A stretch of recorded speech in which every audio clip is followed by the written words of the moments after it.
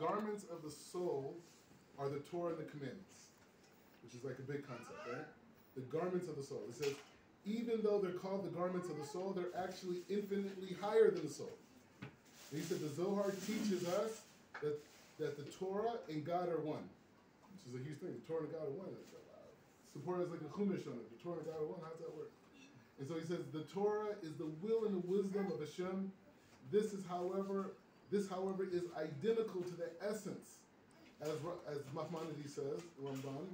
He says, Ramban says, he is the knower, the subject of knowledge, and the knowledge itself. He says this. And then he says, God is called the infinite, the Ein Sof. This is what Hashem is, the Ein Sof. And he says, regarding him, he says, there's no, in the Psalms, it says there's no fathoming his greatness. We can't fathom the greatness of Hashem. And he says, it's likewise, it says in the Zohar, he says, it is likewise taught that no thought can grasp it, meaning that like Hashem, the essence of Hashem is beyond our imagination. We can't even grasp. The human mind was never designed to understand Hashem in its totality, right? Which is a huge concept. And he says, thus, he said, just as God is infinite, so is his will and his wisdom, right? He says, so is his will and wisdom. He says, thus it is written. He says, he's bringing Isaiah. He says, there is no fathoming his understanding. There's no fathoming Hashem. And he says, and it's also written, he says it's in Job's. He says, he asks the question, can you by searching find God? And then he brings another Isaiah and he says, my thoughts are not your thoughts. He's basically saying like Hashem is like it's so beyond anything we could ever imagine. You know, like we can't even grasp what Hashem is. Or the entity that gives us life every second, the entity that controls the universes and organizes everything. When we say a bracha, we say the melech, the king of it. We don't even know the beyond our logic. We're speaking of something we can never grasp. He says, still it is taught.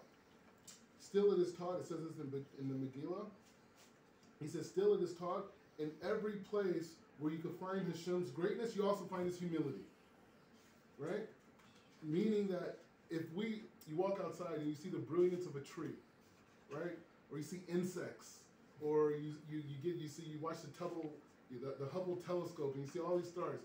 The fact you say, like, wow, Hashem is great, Hashem is great. He says, the only reason why you're able to grasp that because Hashem has brought himself in our understanding to humility for us to even understand that. That's a form of humility. That's not a form of understanding. That's a form of seeing humility. And he says, in his wisdoms, and he says, God thus constructs his will and his wisdom in the 613 commandments of the Torah and his laws. He says, so Hashem's humility, Hashem is so great, he constricts himself, he bittles himself.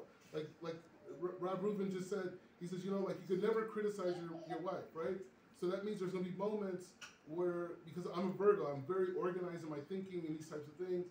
And so Hashem is gonna imbue my wife at times to challenge that reality. Any comment? No, I'm connecting to it. Trust me. And so he says that humility of Hashem is expressed in the 613 commandments in the laws. And he says in his will and wisdom are bittul and expressed in the combination of the Hebrew letters of the Torah, as well as the explanations found in the Talmud and the Midrashim. So this is like Hashem, this something that's beyond our imagination, something that's so great. It's like, I use an analogy, you have like LeBron James, right? Big basketball player, right? You have LeBron James. So imagine you have like a 4-year-old, right? And you have this 4-year-old is on the basketball court with LeBron James. And this 4-year-old is playing against LeBron. You give him the ball and he says, go and get him, And the 4-year-old playing against LeBron James. And LeBron James bittles himself to such a level that the 4-year-old feels he's dominating. That the 4-year-old feels that he's beating LeBron James. It's LeBron James. Right? And he feels that he feels like he's dominating LeBron James. And that's the humility of Hashem. That's not even doing justice. I'm just saying it in a level that we could talk about at this table. But the reality is the fact that Hashem is giving us an element to connect. So he says, while the body and the soul can comprehend. So he's saying a big chiddush, right? He said the soul, he said while bound to the body, the soul can comprehend these combinations, these letter combinations that are in the Talmud, that are in the Torah, that are in the Midrashim. He said it can also keep applicable commandments in thought, in speech. The Torah's commandments then form a garment of the soul. Right? So what is he saying right here? He's saying that the soul itself, our neshama, the Jewish neshama, has the ability to decipher this life force of HaKadosh Baruch Hu that's concealed inside of the letter combinations, that's concealed inside of the halacha, that's concealed inside of the stories in the Midrashim, and the stories inside of the Chumash, and also the Talmud. Those combination of letters that are an extension of HaKadosh Baruch Hu are concealed within us. And he said, and for this reason, the Torah is likened to water. It says this in Bamakama. He said the Torah is likened to water. Just like the water flows downward from a high place, so does the Torah descend from a place of glory. So now he's just taking it to a whole other place. Now we're not even talking about a physical book anymore. That's in commands. We're talking about literally a light force that's flowing from this upper world that descends itself into this world. And he says the Torah originates in Hashem's will and His wisdom. He said that the will and His wisdom, something that's beyond our imaginations, is inside us. He says where the Torah and God are one.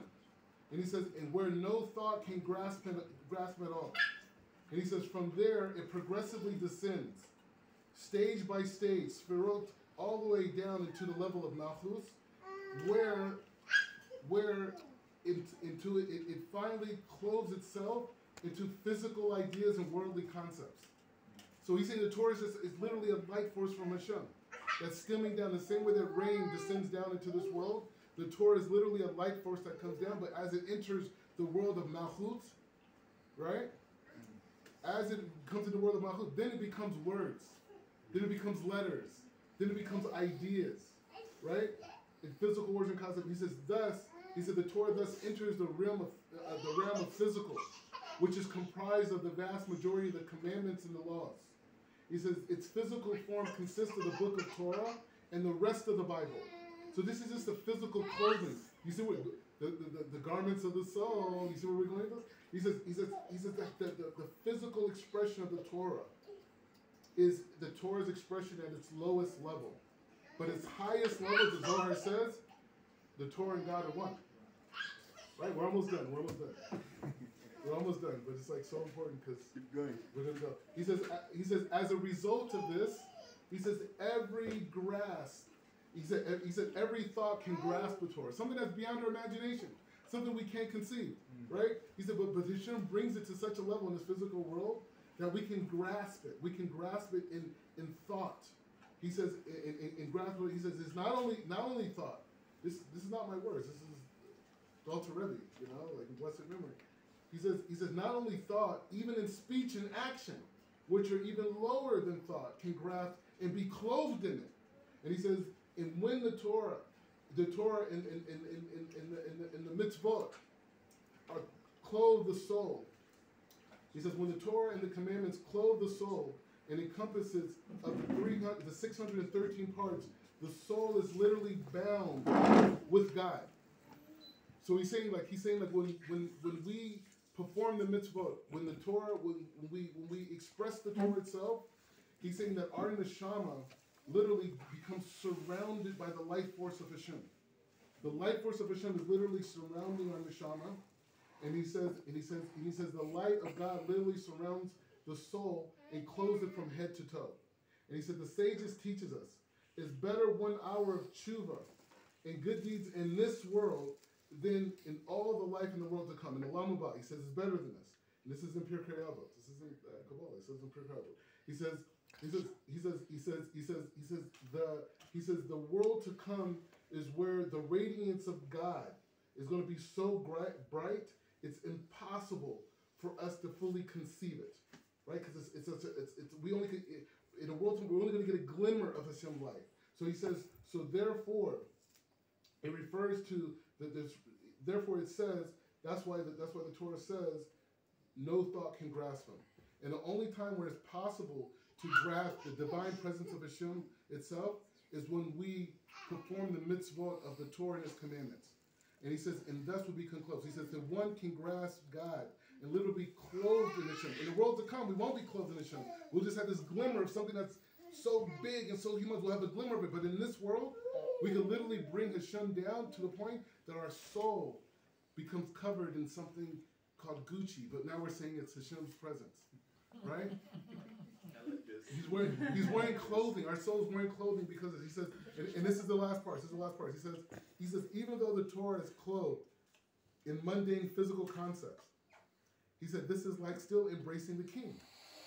When a person embraces the king, there's no difference between the advantage of closeness and attachment, whether the king is wearing one garment or he's wearing many garments.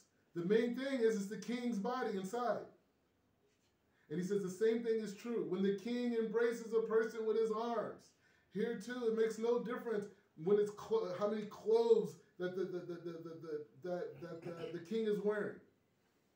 And he says, and it's written, this is the last part, he says, it's written in Song of Psalms 8:3, he says, his right arm embraces me. This refers to the Torah, which is given with Hashem's right hand.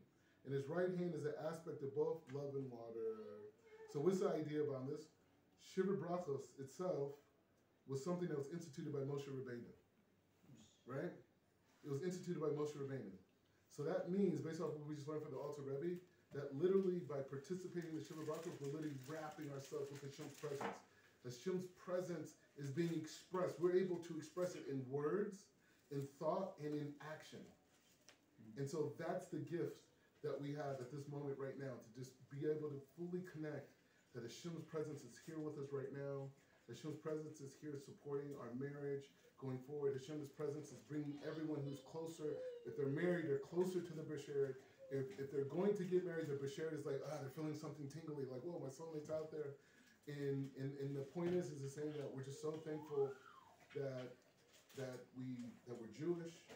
We're so thankful that we had a Jewish wedding, and we're so thankful that we're here right now doing Sheva brachos, because we're all of our neshamas right now are wrapped in Hashem's presence. And that's the gift that we all are sharing right now. Yeah.